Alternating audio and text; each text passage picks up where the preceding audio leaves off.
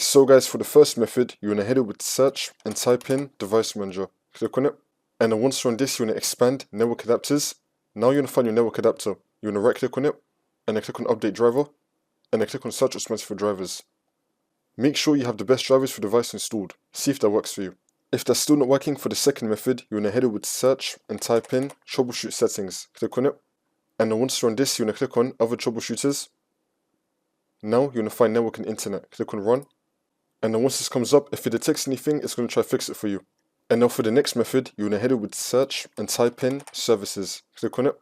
And then once you're on this, you want to click on any service one time and then click on D on your keyboard. We're now going to scroll down till we find DHCP client. Double click on it. Make sure you have the startup type on automatic and then click on start, which will then make the server status running, and then click on OK. See if that works for you. And now for the next method, you want to head over to search and type in CMD. Then you want to run it as administrator. And then click on yes. And then once you're on this, you want to type in ipconfig / release. Click on enter. And now we're going to type in ipconfig / renew. Click on enter again. Wait for this to load. And then once this comes up, you just want to restart your computer, and then the problem should be fixed.